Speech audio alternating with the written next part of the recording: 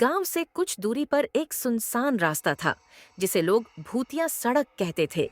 कहते हैं, जो भी वहां से रात में गुजरा लौट कर नहीं आया। एक रात राहुल और उसका दोस्त अजय उसी सड़क से गुजर रहे थे। अजय ने डरते हुए कहा, यार, हमें किसी और रास्ते से चलना चाहिए। सुना है यहाँ कोई है जो लोगों को गायब कर देता है। राहुल हंसा। अजय, तुम भी ना, ये सब बकवास है। लेकिन तभी हवा अचानक तेज हो गई। चारों ओर सन्नाटा छा गया। पेड़ों की शाखाएं झूमने लगीं, जैसे कोई फुसफुसा रहा हो। अचानक झाड़ियों से किसी के चलने की आवाज आई। राहुल ने टॉर्च निकाली और रोशनी डाली, लेकिन वहां कोई नहीं था। अजय घबरा गया। चलो जल्दी चलते हैं। अजय ने राहुल का हाथ पकड़ लिया। वे तेज कदमों से आगे बढ़ने लगे, लेकिन तभी रास्ते के किनारे एक टूटी फूटी झोपड़ी दिखाई दी। राहुल को कुछ अजीब लगा। झोपड़ी से हल्की हल्की रोशनी आ रही थी। यहाँ कौन हो सकता है इतनी रात को? उसने फुसफुसाते हुए कहा। अजय ने मना किया, राहुल मत जा, कुछ गड़बड़ है। पर राहुल नहीं माना। उसने धीरे से झोपड़ी का दरवाजा खोला। दरवाजा खुलते ही अंदर एक बूढ़ा आदमी बैठा था। उसके हाथ में पुराना लालटेन था और वो कुछ लिख रहा था। बचाओ, कोई बचाओ! तभी अंदर से किसी की हल्की आवाज आई। राहुल और अजय कांप उठे। बूढ़े आदमी ने सिर उठाया। उसकी आंखें चमक रही थीं। अचानक वह आदमी उठकर उनकी ओर बढ़ा। तुम लोग भी फंस गए, उसने धीमी आवाज में कहा। गांव में जो लोग गायब हुए थे, वो सब इस झोपड़ी में थे। राहुल और अजय के चेहरे पर पसीना आ गया। उन्होंने पीछे मुड़कर भागना चाहा, लेकिन दरवाजा अपने आप बंद हो गया। क्या वे बच पाएंगे? कौन था वह बूढ़ा और झोपड़ी का रहस्य क्या था? जानने के लिए अगला भाग जरूर देखें। अगर आपको कहानी पसंद आई तो लाइक करें, शेयर करें और चैनल को सब्सक्राइब करें। दरवाजा अपने आप खुल चुका था। बाहर सिर्फ घना अंधेरा था। खट खट खट, कोई धीरे धीरे अंदर आ रहा था। राहुल और अजय डर के मारे कांपने लगे। बूढ़ा आदमी गहरी सांस लेकर बोला, अब तुम भी इसका हिस्सा बन चुके हो। इसका हिस्सा मतलब क्या? राहुल ने घबराते हुए पूछा। बूढ़े ने अपनी पुरानी किताब खोली, जिस पर धूल जमी थी। उसमें धुंधले अक्षरों में लिखा था, जो इस झोपड़ी में आएगा उसे यहाँ रहना होगा, हमेशा के लिए। अजय ने जोर से किताब बंद की और चीखा, हम यहाँ मरने नहीं आए हैं, हमें इससे बाहर निकलना ही होगा। अचानक झोपड़ी की दीवारों से भयानक परछाइयां निकलने लगीं। अब कोई वापसी नहीं। बूढ़ा आदमी हंसा। मैंने भी कभी यही सोचा था, पर देखो, मैं अब इसका हिस्सा बन चुका हूँ। राहुल ने झटपट अपनी टॉर्च उठाई और उन परछाइयों पर रोशनी डाली। जैसे ही रोशनी पड़ी, परछाइयां कराहने लगीं। रोशनी रोशनी हमें खत्म कर देगी। अजय ने झटपट माचिस निकाली और झोपड़ी में रखा पुराना लालटेन जला दिया। जैसे ही तेज रोशनी चारों ओर फैली, पूरा माहौल बदल गया। झोपड़ी की लकड़ियां खुद खुद टूटने लगीं। जमीन में कंपन होने लगा और वो बूढ़ा आदमी अचानक जोर से चिल्लाया, नहीं, ऐसा नहीं हो सकता। झोपड़ी की दीवारें फटने लगीं। राहुल और अजय को समझ आ गया कि ये जगह अब खुद को नष्ट कर रही है। भागो! दोनों भागते हुए दरवाजे की ओर लपके। जैसे ही वे बाहर निकले, झोपड़ी जमीन के अंदर धंस गई। चारों ओर सन्नाटा छा गया। राहुल और अजय ने राहत की सांस ली। अब यह श्राप खत्म हो गया, राहुल ने धीमे से कहा। पर तभी अजय की नजर अपने हाथ पर पड़ी। उसकी उंगलियों पर काला निशान था। राहुल ने भी अपने हाथ देखे। उसके भी हाथों पर वही निशान था। अचानक ठंडी हवा बहने लगी। पीछे जंगल से एक धीमी फुसफुसाहट आई। तुम समझते हो कि ये खत्म हो गया, लेकिन असली खेल अब शुरू हुआ है। राहुल और अजय के चेहरे पर सन्नाटा छा गया। क्या वे सच में बच पाए थे, या यह श्राप अब उनके साथ चल चुका था? समाप्त या फिर नहीं? अगर आपको ये कहानी पसंद आई तो लाइक करें, शेयर करें और चैनल को सब्सक्राइब करें।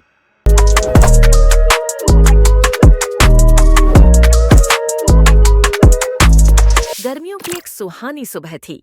सूरज की सुनहरी किरणें जंगल में झांक रही थीं।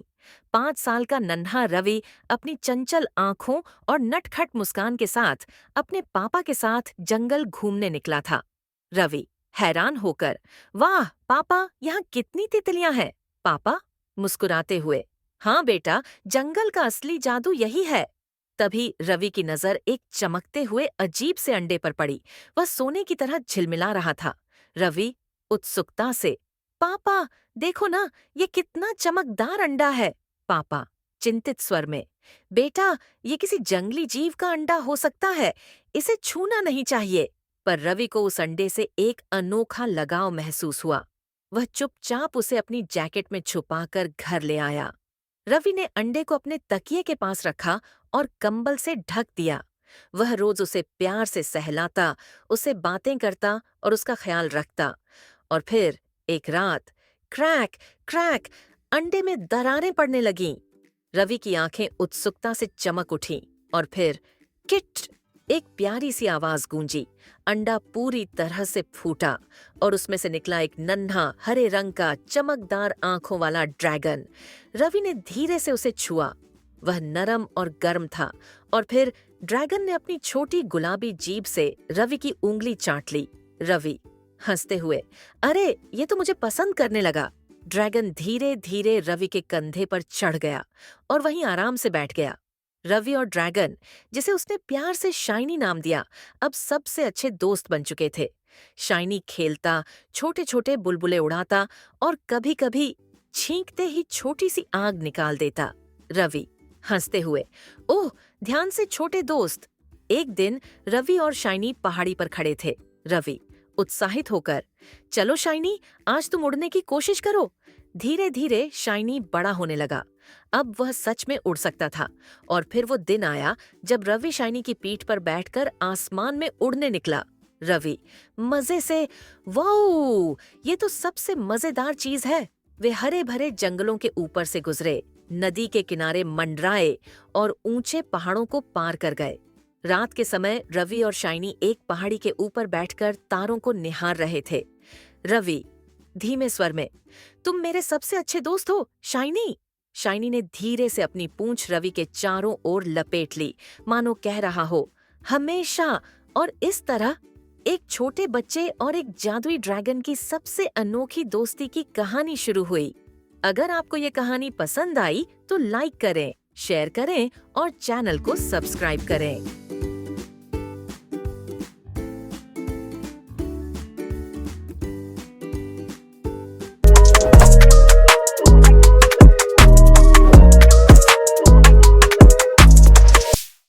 बहुत समय पहले की बात है, एक सुनहरे गांव में, जहां बच्चों की हंसी गूंजती रहती थी, एक नन्ही सी लड़की रिया रहती थी।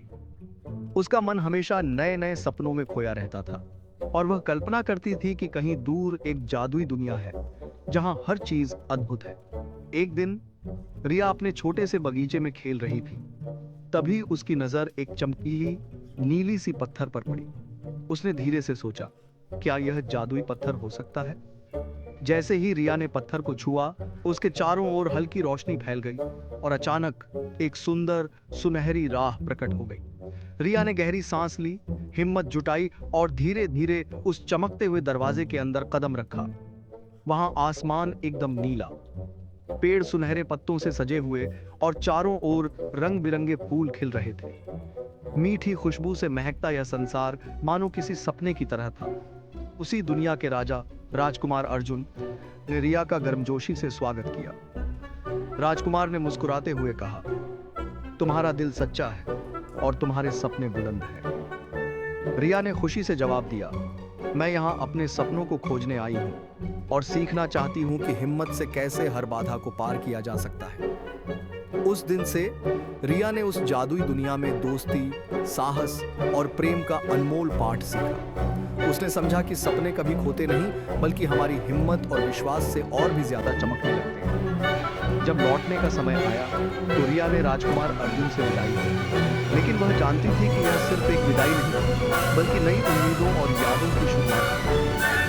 उसके दिल में वह जादुई दुनिया की सीख और खुशहाल पल हमेशा के लिए बस गई।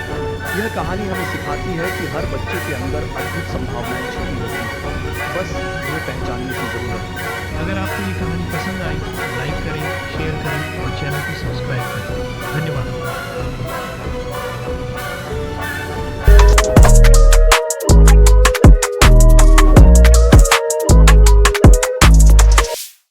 बहुत समय पहले की बात है।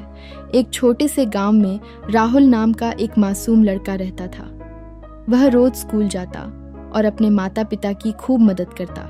एक दिन स्कूल से लौटते समय उसे रास्ते में एक छोटा सा पर्स पड़ा मिला। उसने उसे उठाया और देखा, पर्स में पैसे थे और एक बूढ़ी आंटी की फोटो भी थी। राहुल ने सोचा, अगर ये पर्स मेरा होता तो मैं कितना परेशान होता।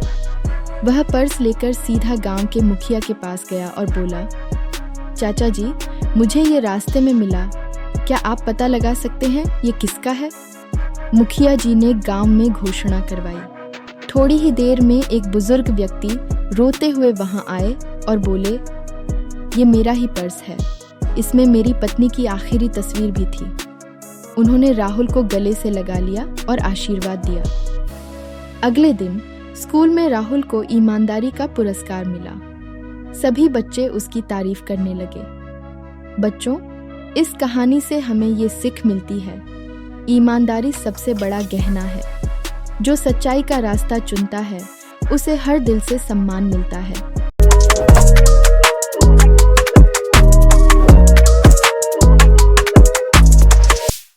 सांझ का समय था। जंगल के जानवर आज बहुत चिंतित थे। कई दिनों से एक लोमड़ी, जिनका नाम था जुम्मी, सबको अपनी बातों में फंसाकर उनके खाने, सामान और विश्वास को चुराती आ रही थी। वह मीठा बोलती, मदद का नाटक करती और फिर अपनी चाल चलती। एक दिन वह खरगोश टिम्मी के पास पहुंची और बोली, तुम तो इतने प्यारे हो, क्यों ना मैं तुम्हें नदी के उस पार एक सुनहरी खेत दिखाऊं, वहां सिर्फ तुम्हारे लिए गाजर हैं। टिम्मी को संदेह हुआ। उसने चाल चली, अपने दोस्तों कछुआ, चिड़िया और गिलहरी के साथ एक योजना बनाई। जब लोमड़ी जुम्मी टिम्मी को लेकर नदी पार पहुंची, तभी बाकी जानवर वहां पहले से छिपे हुए थे। टिम्मी बोला, जुम्मी, अब तुम्हारी चालाकियों का अंत है। हमने तुम्हारी सारी हरकतें देख ली हैं। अब जंगल में कोई तुम्हारे झूठ का शिकार नहीं बनेगा। जुम्मी चौंक गई। उसे पहली बार हार का सामना करना पड़ा। उसने धीरे से सिर झुकाया और बोली, मुझे माफ कर दो, मुझे अकेलापन बहुत सताता था, इसलिए मैं चालें चलती गई। टिम्मी ने कहा, अगर तुम्हें सच में दोस्ती चाहिए तो चालाकी नहीं, सच्चाई और सहयोग से शुरुआत करो। उस दिन के बाद जुम्मी बदल गई। उसने मदद करना सीखा और जंगल में पहली बार उसके भी सच्चे दोस्त बने। बच्चों, इस कहानी से हमें ये सीख मिलती है, चालाकी से जीतना आसान है, लेकिन सच्चाई और दोस्ती से दिल जीतना सबसे बड़ी सफलता है।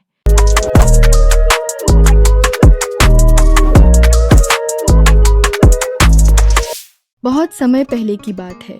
राजू 7 साल का एक प्यारा सा बच्चा था। वो अपने माता पिता के साथ एक छोटे से गांव में रहता था। पढ़ाई में तो थोड़ा कमजोर था, लेकिन दिल का बहुत अच्छा था। एक दिन स्कूल से लौटते वक्त उसे रास्ते में एक घायल गिलहरी दिखी। उसके पैर से खून निकल रहा था। बाकी बच्चे डरकर आगे निकल गए, लेकिन राजू रुक गया। उसने अपनी पानी की बोतल से मिट्टी साफ की, फिर गिलहरी को धीरे से एक पत्ते पर रखा और घर ले आया। माँ ने उसकी मदद की। दोनों ने मिलकर गिलहरी की मरहम पट्टी की। कुछ ही दिनों में गिलहरी पूरी तरह ठीक हो गई। राजू ने उसे जंगल में वापस छोड़ा और ऐसा लगा मानो वो मुस्कुराकर कह रही हो, धन्यवाद राजू। अगले दिन स्कूल में टीचर ने पूछा, बच्चों, सच्चा हीरो कौन होता है? तो सबने मिलकर कहा, राजू। सच्चा हीरो वही होता है जो दूसरों के दुख में साथ दे, चाहे वो छोटा ही क्यों ना हो।